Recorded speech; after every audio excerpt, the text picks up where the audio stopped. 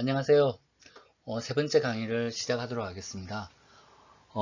이번 주 강의의 내용은요, 노사관계의 주요한 행위주체라고 할 수 있는 노동자의 대표체라고 할 수 있는 노동조합, 그리고 경영자 혹은 사용자라고 이야기하는 사용자들의 어떤 조직, 사용자 조직, 그리고 그러한 어떤 노사관계의 중재자나 조정자 역할을 하기도 하는 정부에 대한 정부 이렇게 세 가지 3주체의 어떤 노사관계에서의 역할과 그 활동 이런 부분들을 살펴보는 시간을 가지도록 하겠습니다. 먼저 학습 목표 내용들은 보시면 제가 말씀드린 바와 같이 노동조합이 어떻게 이제 역사적으로 발전해 왔는가, 그리고 노동조합의 어떤 주요 구성 요소라고 할 수 있는 규약이라든지 조직이라든지 활동, 단체 교섭 이런 내용들을 살펴볼 거고요.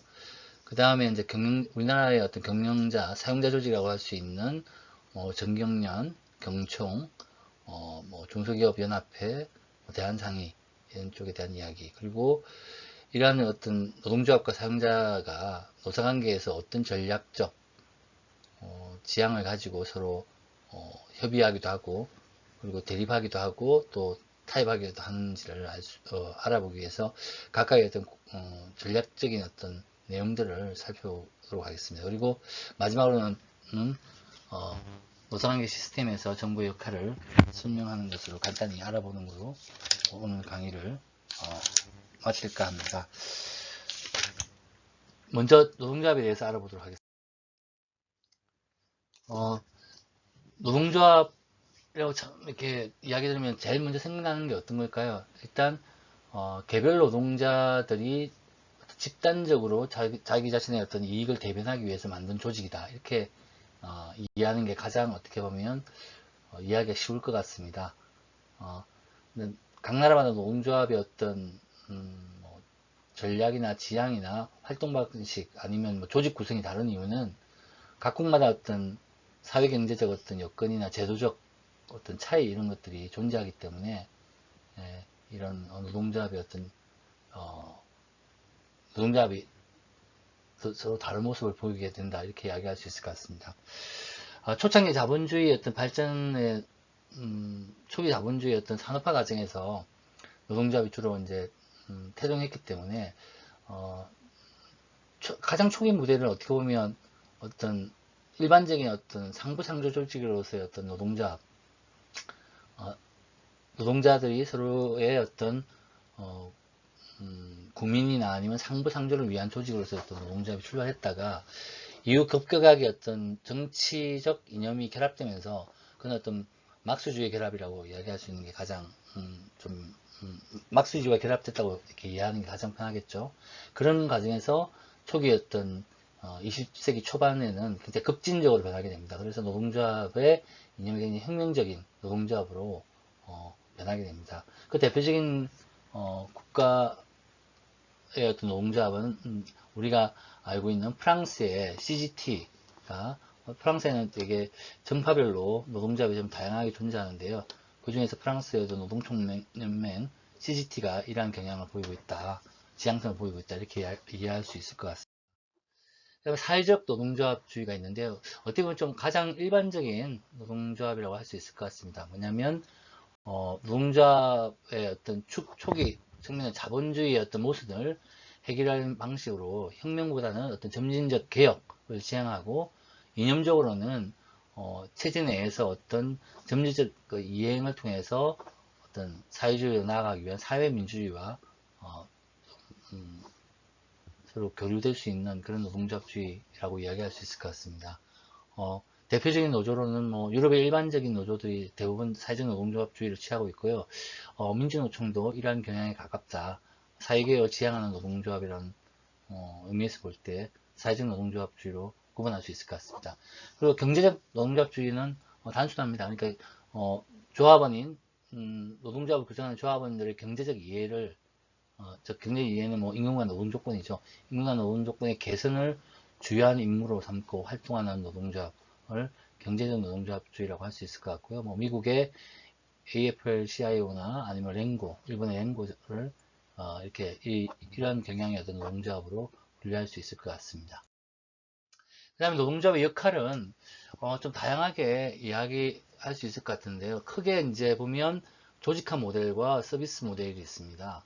그래서 뭐 일반적으로 노동조합이 이러한 그 노동조합의 어떤 요구들을 조합원의 어떤 동원과 어떤 그들의 어떤 조직화를 통해서 달성하려고 하는 그런 측면을 가지고 있는 동시에 또 조합원들이 그 회비를 내는 조직이기 때문에 노동조합은 이러한 조합원들의 어떤 요구 아니면 필요들을 충족시키기 위한 서비스 기능도 가지고 있기 때문에 이 두 가지 양측면을 동시에 좀 가지고 있다. 다만 각 시기나 아니면 각국의 조건 그리고 아니면 그 노동조합의 역사적 어떤 발전 경로나 그 시기에 따라서 조금씩 경향성이 좀 달라진다 이렇게 이야기할 수 있을 것 같습니다.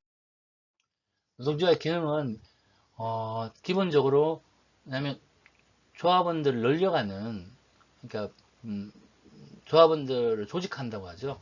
그러니까 비조합원들을 노동조합을 조직하는 그런 기능이 있고요. 그리고 그러한 조합원들의 어떤 요구나 이해를 대변하는 그러니까 조합을 관리하는 2차적 기능을 가지고 있다. 이렇게 기본 기능을 이렇게 구분할 수 있을 것 같고요. 집행 기능은 어떤 활동을 하고 있냐 이렇게 보시면 될 것 같습니다. 크게 보면 조합원들의 임금과 노동 조건의 개선을 기본으로 하고 그런 부분에서 어떤 그런 임금과 노동 조건을 규정하는 사회 경제적 조건을 개선하기 위한 부분에 대해서 투쟁하거나 교섭하는 이런 것도 같이 가지고 있거든요. 그래서 거기에 대한 방점이 어디 있느냐에 따라서 아까 이전에 말씀드렸던 경제적 노동조합주의가 될 수도 있고 사회적 노동조합주의로 좀 발전할 수 있는 그런 게 같이 확인할 수 있습니다. 그래서 기본적인 기능은 결국 단체 교섭이 가장 노동조합의 중요한 기능 중에 하나죠. 사용자와 단체 교섭을 통해서 자신의 조합원들의 임금과 근로조건을 개선시키기 위한 그런 부분. 이런 단체 교섭이 제대로 진행되지 않을 때에는 쟁의행위를 통해서 당별권을 행사하는 이런 과정을 거치게 되는 거죠. 그리고 이러한 단체 교섭 기능을 조금 더 이제 확장하게 되면 결국 말씀드렸듯이 임금과 노동 조건은 사회경제적 어떤 요인이나 조건에 의해서 규정을 받고 있기 때문에 그러한 사회경제적 조건을 규정하는 정부의 노선이나 정책을 변화시키기 위한 활동 아니면 대사용자에 대한 어떤 경제활동, 경제정책 이런 거에 대한 어떤 반대 아니면 수정, 개혁 이런 것들을 요구할 수 있다는 거죠. 그 다음에 이제 우리 쪽 같은 경우에는 우리나라 노동조합에서는 사실 많이 좀 약화된 부분인데요. 초창기 노동조합의 그 초창기 모델의 어떤 상부상조 기능을 발달시킨 노동자 서로 간의 어떤 공제활동이라든지 아니면 경제적 소비나 생산활동에 도움을 주기 위한 협동조합 이런 부분들도 우리한테 좀 낯설지만 딴 나라 같은 경우에는 상당히 발전되어 있는 노동조합의 어떤 기능이라고 할 수 있을 것 같습니다. 그리고 노동조합 중앙본부나 이런 곳에 하는 활동에 대한 부분들을 설명한 것입니다. 한번 보시면 될 것 같고 그리고 노동조합의 어떤 형태별로 이렇게 역사적 발전 과정과 이제 좀 같이 봐야 될 것 같은데요. 노동조합은 조직 형태가 몇 가지가 존재합니다. 그래서 가장 초기 모델이면서 일반적인 게 크래프트 유니언에서 직업별 조합입니다. 아시겠지만 용접공 아니면 선방공 이런 기계 조립공 이런 식들의 어떤 같은 직종을 가진 노동자들끼리 그들의 어떤 대사용자의 어떤 교섭 능력을 높이기 위해서 그들이 일정 정도의 어떤 집합적인 어떤 조직을 만든 게 일종의 직종별 조합이라고 할 수 있습니다. 그래서 유럽에서 초창기 이제 산업화 초기에 주로 만들었던 노동조합 형태는 이런 형태였다 이렇게 볼 수 있을 것 같고요. 우리 같은 경우를 보면 교직원 노조 정도가 그런 형태에 가깝다 이렇게 볼 수 있을 것 같습니다. 그리고 이제 제너럴 유니언이라고 되어 있는데요. 그러니까 이러한 숙련이나 직등 산업 구분 없이 모든 노동자에게 어떤 가입 자격을 열어놓고 있는 어떤 조합이라고 할 수 있습니다. 일종의 내부 차이를 중요시하지 않고 일정 정도 노동자들의 기본적인 요구들을 다 받아안는다 이렇게 생각할 수 있고요. 그래서 이런 일반적 제너럴 유니언 같은 일반 노동조합 같은 경우에는 주로 좀 저숙련이거나 아니면 좀 저임금층을 구성을 하는 직종에서 많이 조직화되고 있습니다. 예를 들면 우리나라 일반 노조도 뭐 지자체에 있는 경비, 용역, 청소 이런 분들이 같이 단일한 뭐 직업은 다르지만 단일한 어떤 노동조합을 만들 때 주로 일반 노조를 만들고 있거든요. 그래서 그런 걸 볼 때 제너럴 유니온은 그런 형태의 특성을 가지고 있다 이렇게 보시면 될 것 같습니다. 그 다음에 가장 이제 대표적이고 보통 노사관계에서 어떤 노동조합이라고 하면 가장 어떤 일반적으로 이야기하는 인더스트리얼 유니온입니다. 즉 산업노조입니다. 산업별 노조. 즉 기업별로 구성되는 게 아니라 초기업적인 형태에서 동일한 산업 내에는 최대한의 노동자들이 하나의 노동조합을 구성하는 거죠. 그래서 일산업의 일조합주의를 지향하고 있습니다. 주로 유럽에서는 이러한 노동조합의 형태가 일반적입니다.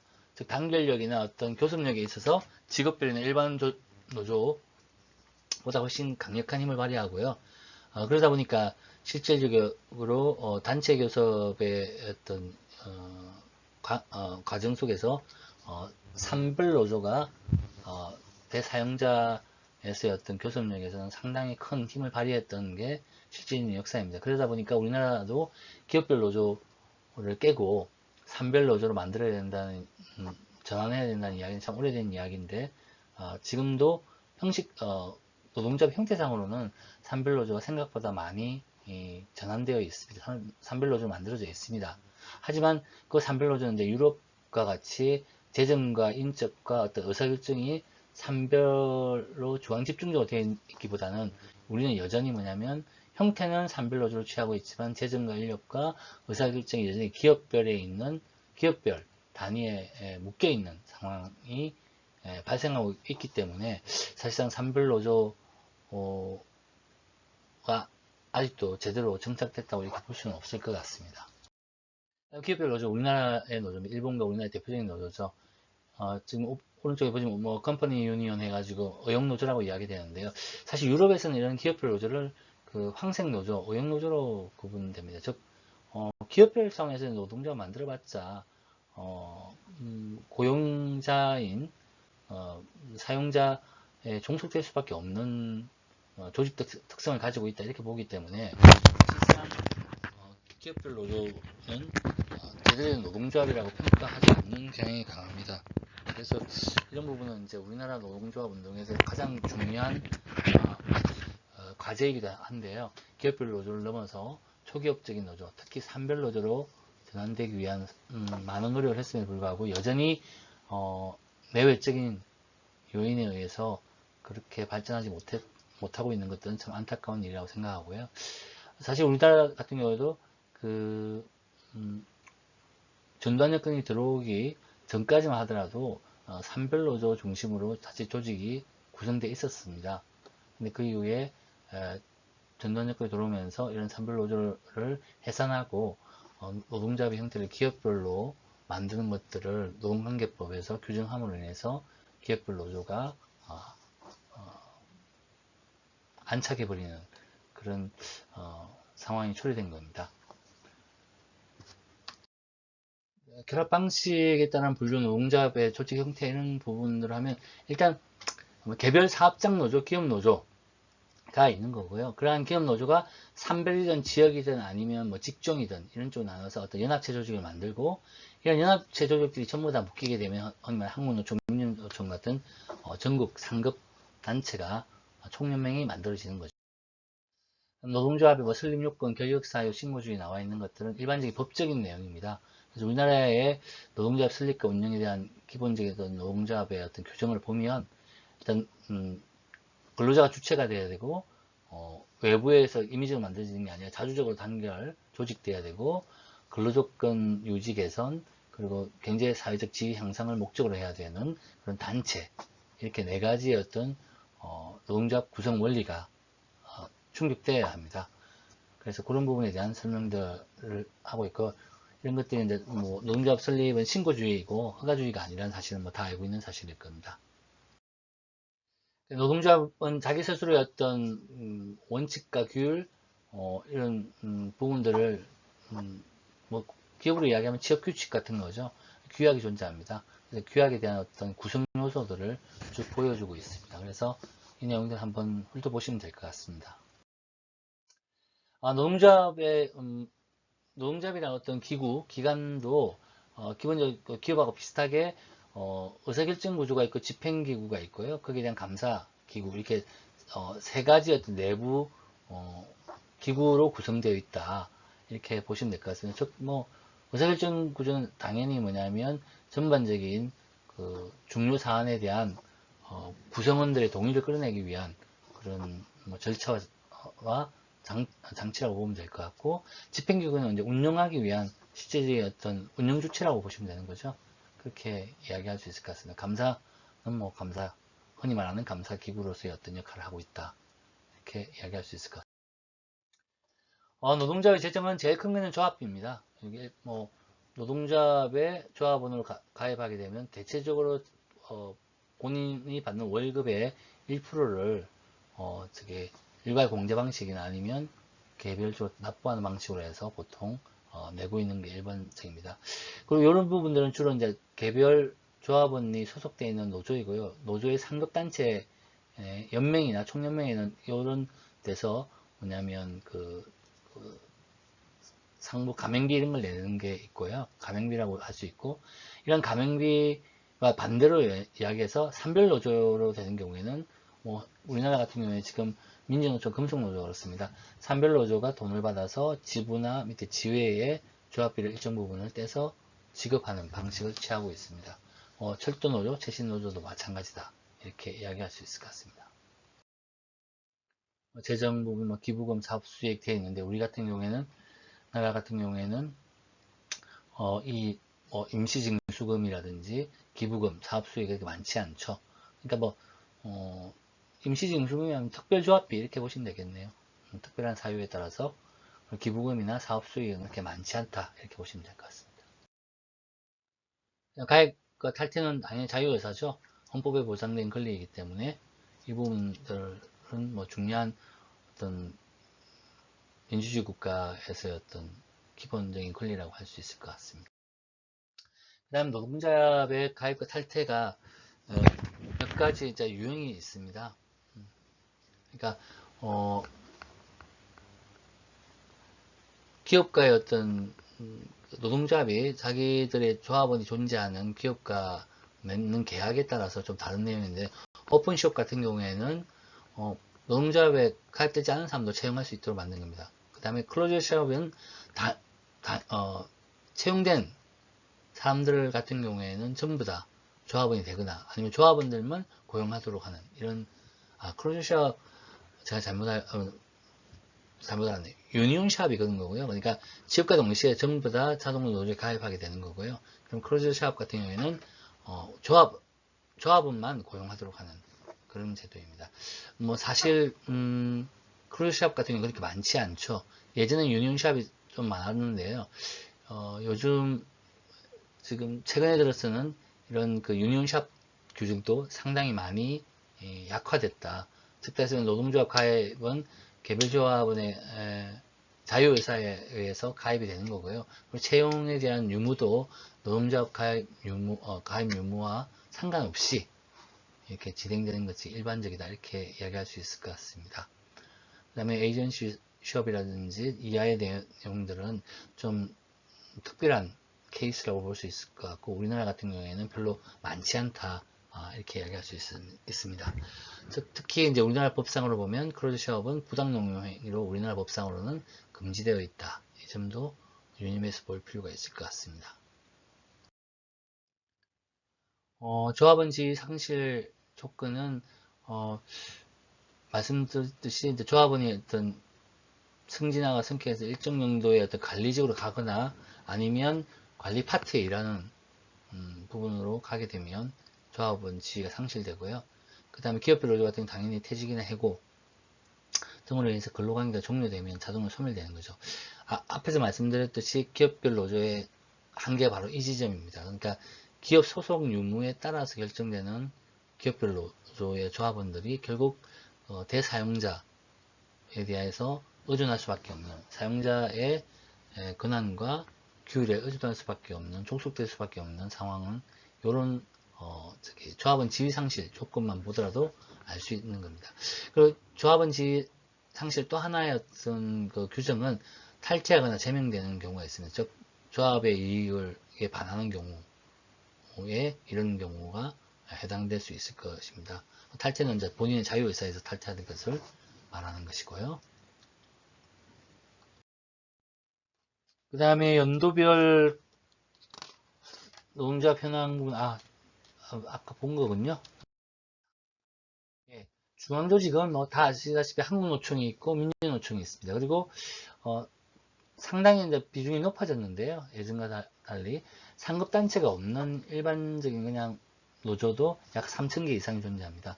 전체 조직 노동자의 21% 정도가 이런 곳에 포함되어 있죠. 그리고 흥미로운 점은 뭐 아시다시피 한국노총과 민주노총의 어떤 조합원 수,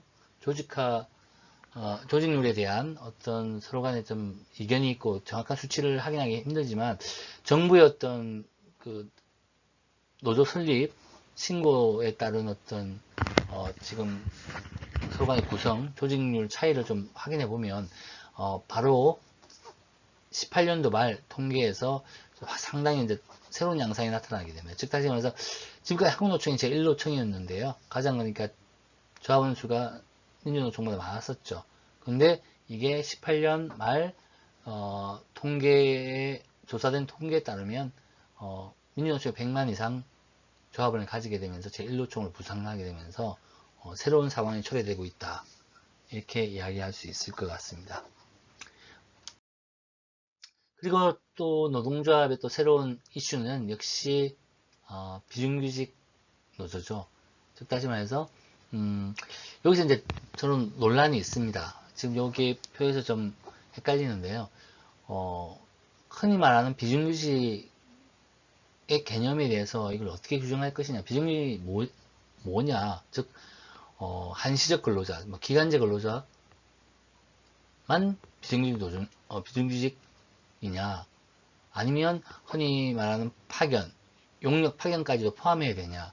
그리고 이 파견 노동자들과 달리 하청 노동자들은 이걸 정규직으로 봐야 되냐 비정규직으로 봐야 되냐 상당히 논란이 있습니다. 지금 오늘 우리 교과서에 소개된 내용이나 지금 오늘 수업 속에서 이야기될 수 있는 이 비율은 좀 소극적 개념으로 명시로 나와 있는 고용 형태에서 정확한 규정을 가지는 한시적 기간제 단시간 파견 용역 호출 등의 형태로 종사하는 근로자로 분류되는 사람만을 비정규직 노조로 파악한다는 거죠. 그래서 그런 부분에서 애매하거나 아니면 지역자로는 분류되긴 하지만 노동자로 분류되기 힘든 이런 부분에 대한 내용들은 사실상 일반적으로 비정규직으로 분류하시는 분들도 존재하지만 우리 수업에서는 일단 임금 근로자에서 제외시키는 방향으로 가도록 하겠습니다. 비정규직 근로자들은 다 아시다시피 고용 불안과 상대적으로 열악한 근로 조건에 의해서 사실은 노동조합을 조직화해야 될 배경이나 필요성은 더 강합니다. 근데 조직화하기는 더 어렵죠. 왜냐하면 대체적으로 비정규직 근로자들이 있는 섹터가 저임금층이고 기업은 뭐 중소기업이나 영세사업장인 경우 많거든요. 즉 노동조합으로 조직화되기에는 토대가 너무 약하다는 겁니다. 그래서 뭐 사용자들 아니면 뭐 경기 침체든 여러 가지 내외적 요인에 의해서 노동조합의 어떤 설립과 존속이 어려워지는 경우가 많이 발생하게 됩니다. 그래서 사실상의 어떤 노동조합의 지속성을 담보하기 힘든 이런 상황이 많이 초래되고 있습니다. 현재 이제 비즈니스 규모는 아직 최근의 데이터를 완전히 확인하기는 힘들기 때문에 16년 8월 이제 조사된 데이터에 의하면요. 경제활동 인구조사 근로 형태별 부가조사 내용입니다. 644만 명 정도 소극적 개념에서 비정규직으로 개념을 했을 때의 이야기입니다. 전체 임금 근로자의 32.8% 차지하고 있습니다. 그런 반면 비정규직의 어떤 노조 조직률은 전체 대상자의 26%에 불과하고요. 이는 뭐 정규직의 노조 조직률 16.5%하고 비교하면 6배 이상 차이가 날 수 있는 그런 겁니다. 비정규직 노조의 특징은 뭐 요즘 이제 언론지상에 나오는 뭐 노동쟁이나 여러 가지 어떤 노사 갈등의 중요한 그 섹터가 이제 비정규직이 집중되어 있는 그런 업종이거나 아니면 직종이거나 부문입니다. 그래서 노조의 인정이라든지 아니면 단체 교섭 그 자체를 위해서 파업을 할 수밖에 없는 상황을 경험하기도 하고요.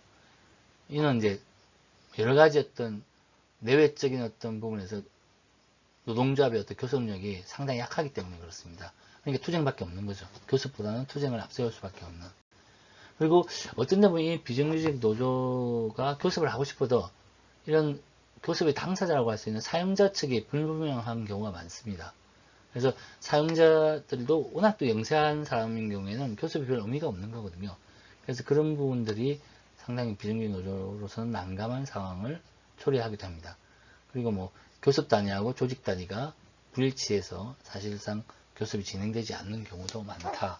이렇게 이야기할 수 있을 것 같습니다. 한편 요즘 이제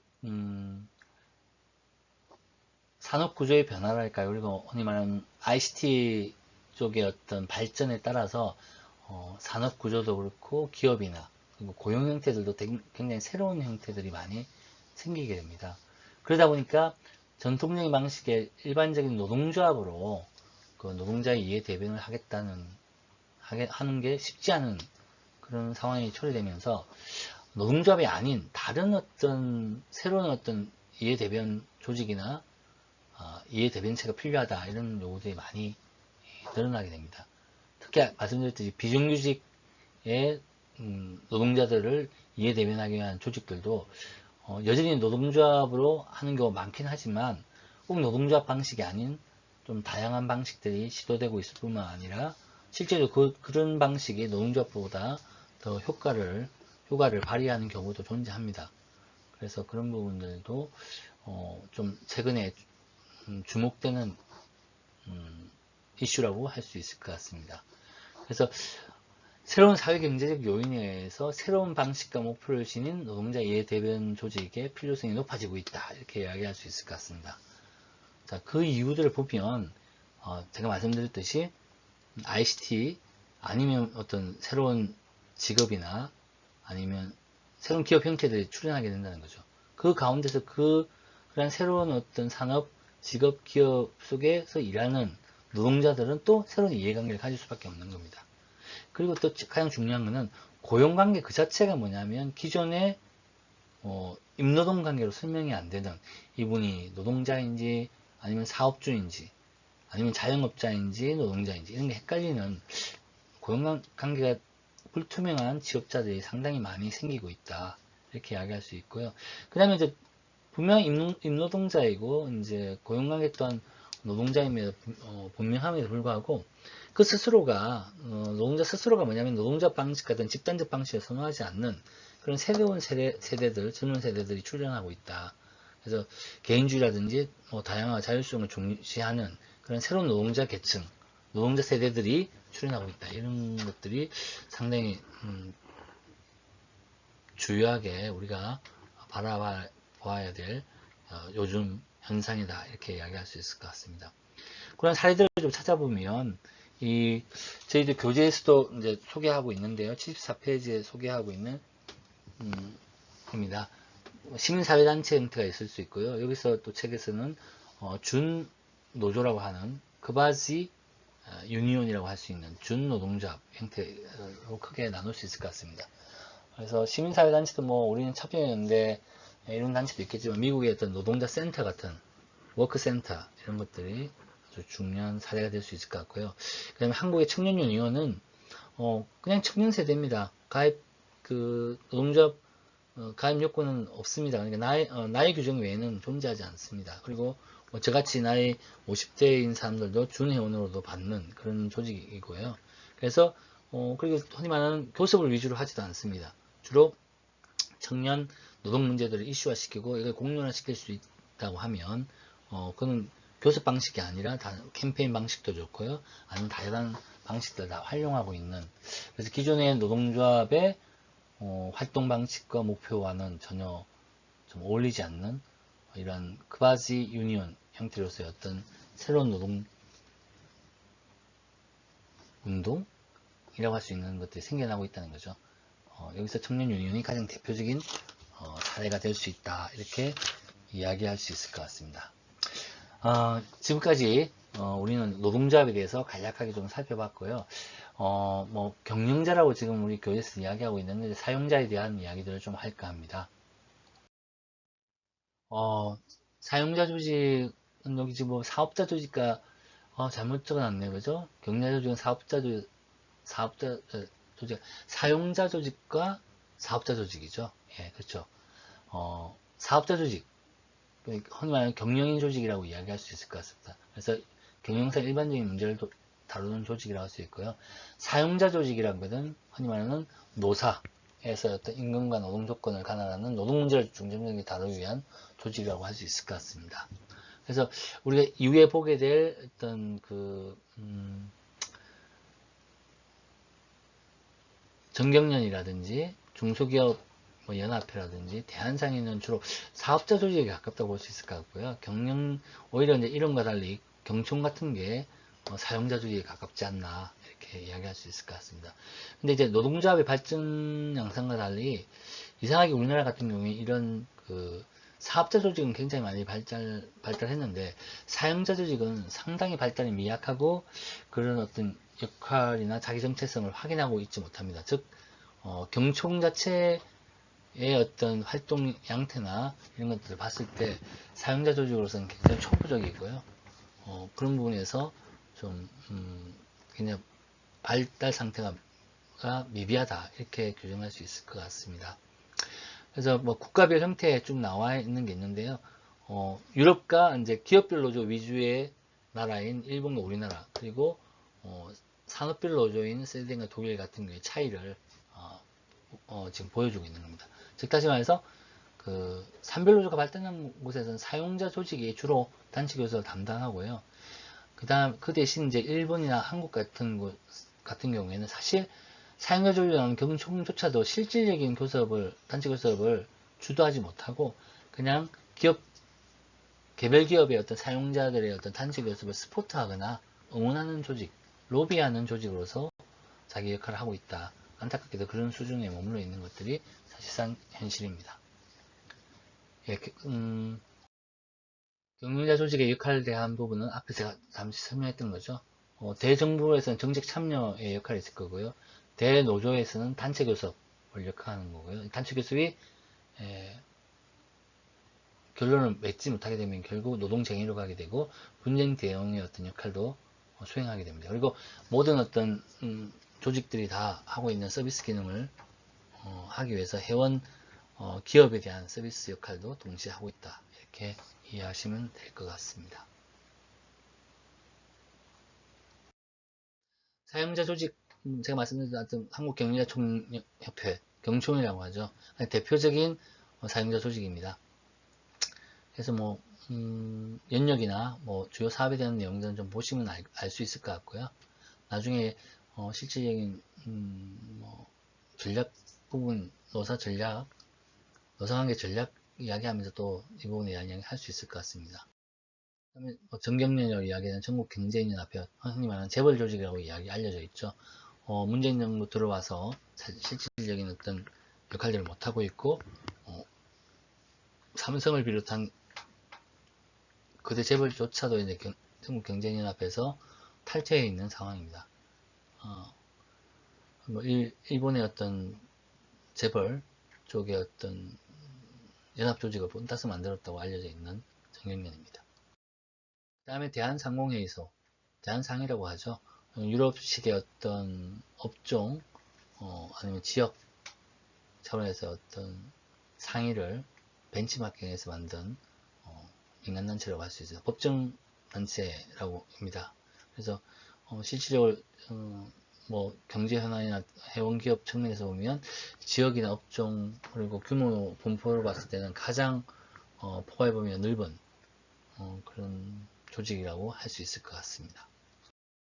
중소기업 중앙에는 이제 중소기업 구성되어 있는 그런 업종 단체라든지 기업 단체 이런 것들의 어떤 이해를 대변하는 어떤 어떤 협동조합 방식에 연합회다 이렇게 보시면 되고요. 그래서 지역본부가 있고요. 산하조합이라는 게 어떤 각 직종이나 업종별 조합을 이야기합니다. 그 산하에 총 이제 65만 개, 뭐 개인이든 아니면 법인이든 이런 조합원들이 구성되어 있다. 이렇게 이해하시면 될 것 같습니다. 자, 이제 노조와 사용자의 어떤 노사관계 전략입니다. 그래서 주로 많이 이제 사용자들이 사용했던 어떤 협상 전략들을 보면요, 당연히 뭐냐면 점진적인 방식의 어떤 협상을 추구했었죠. 그래서 단체 교섭 자체에 대한 합법적인 틀을 존중하고 노사관계 자체를 인정한 상태에서 요구는 대립적이지만 이 대립적인 부분들을 인정한 상태에서 타협 지점을 찾아가는, 그래서 협력적 노사관계를 추구하는 그런 방식으로 많이 발전해 왔습니다. 그래서 사용자들이 그 이후에는 이러한 이제 점진적인 어떤 협상 연술 자체가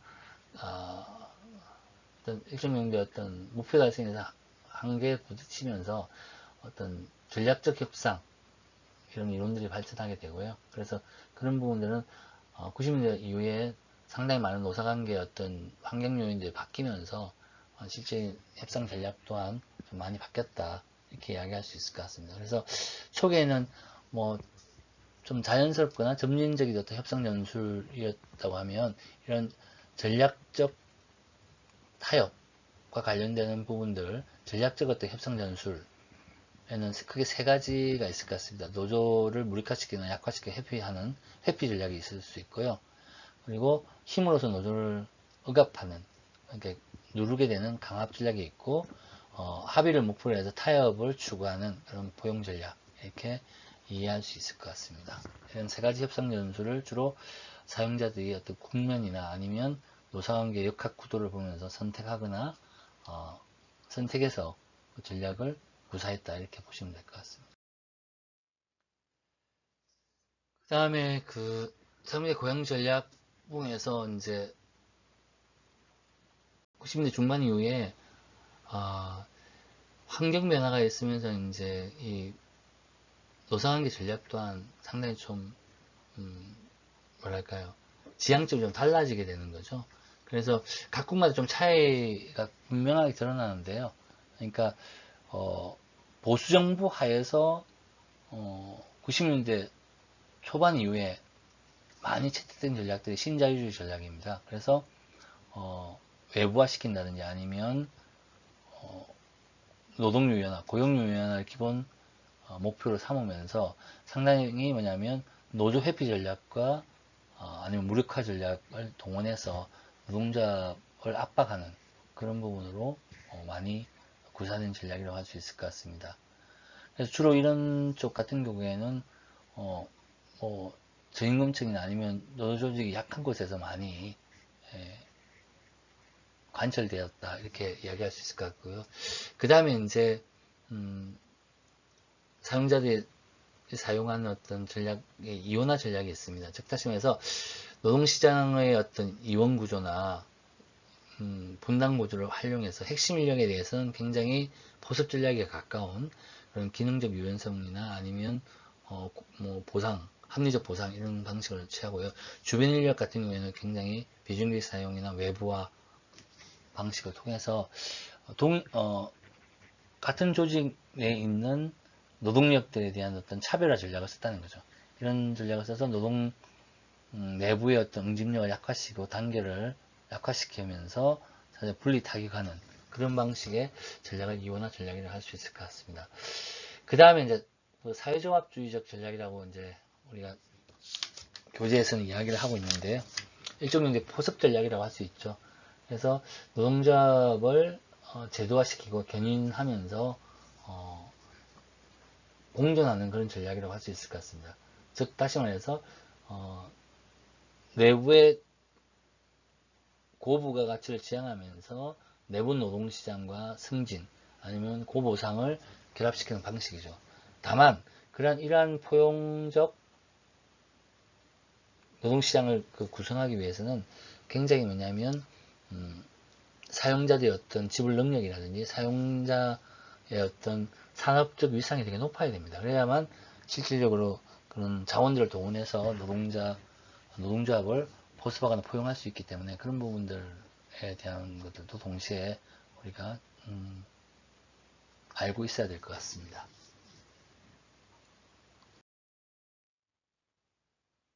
한편 노동조합의 어떤 전략들은 좀 다양하게 나올 수 있을 것 같은데요. 일단 노동조합의 어떤 대응 전략들입니다. 그러니까 이게 일종의 사용자의 전략에 대한 대응 전략으로 이해하시면 될 것 같고요.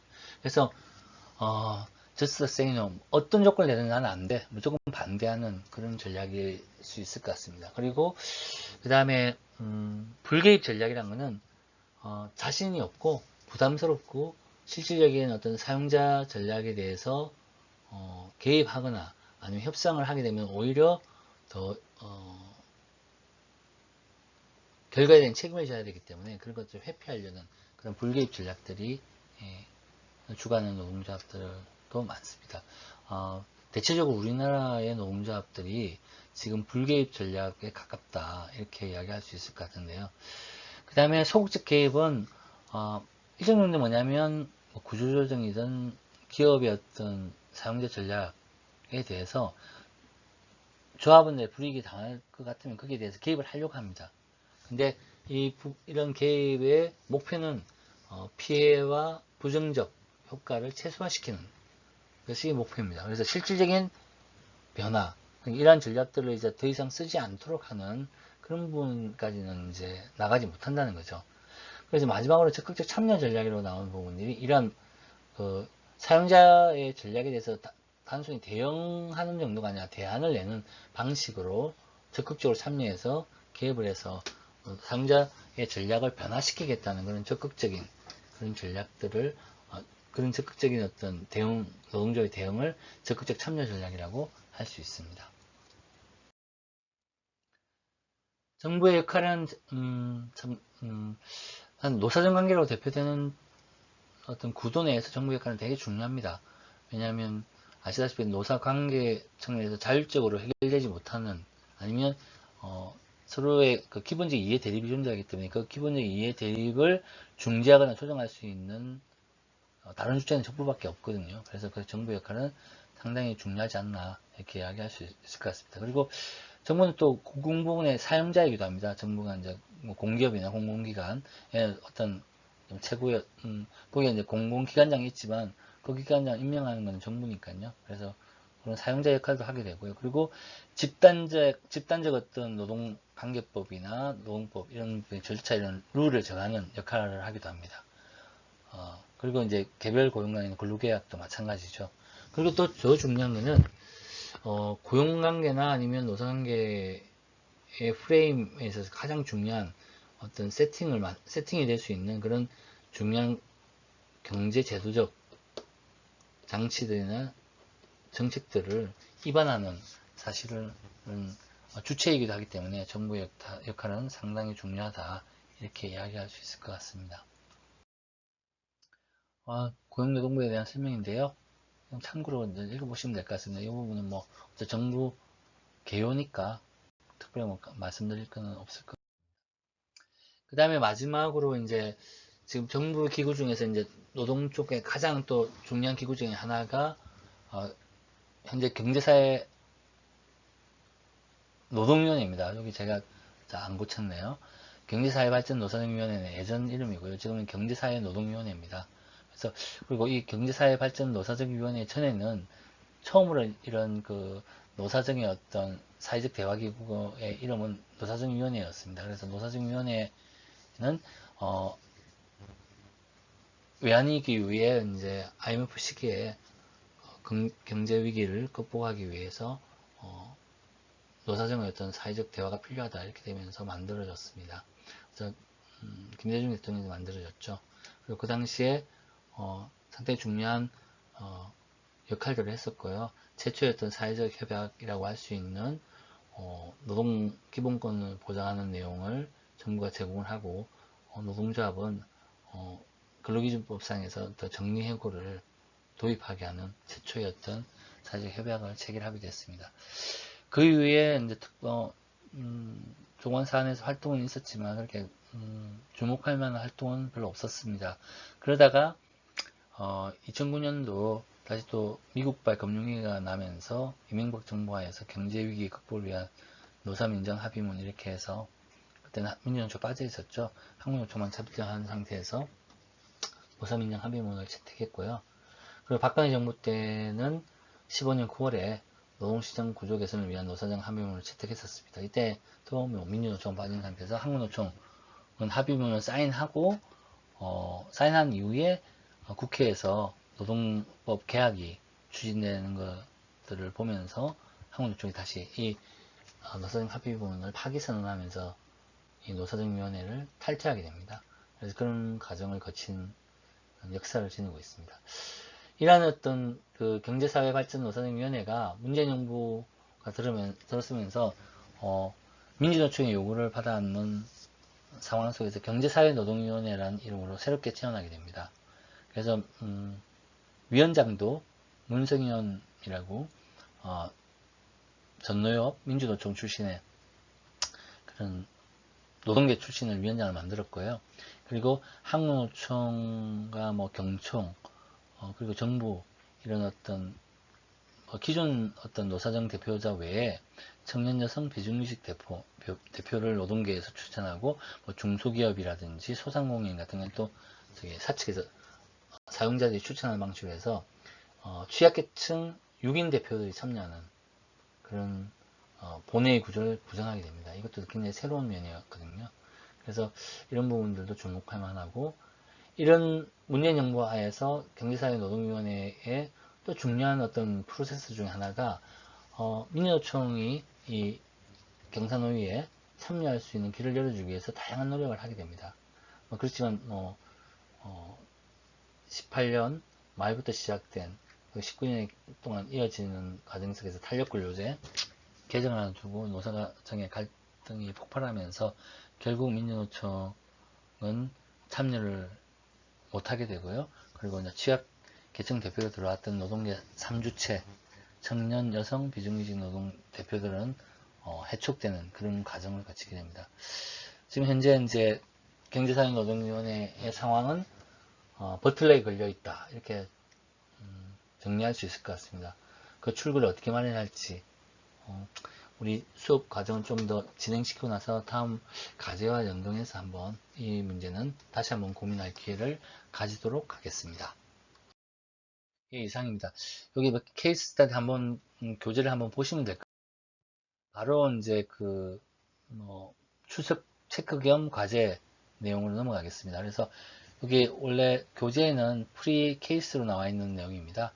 현대차 비정규직의 사내하청이죠. 정규직화 문제에 대한 내용들 쭉 서술하고 있습니다. 그래서 질문은, 과제는 한국의 노동시장에서 비정규직이 계속 양상되는 이유를 다각적으로 분석하고 비정규직 문제를 해결하기 위한 노사정의 역할과 과제가 무엇인지를 설명하세요. 이렇게 제가 물음을 제기했거든요.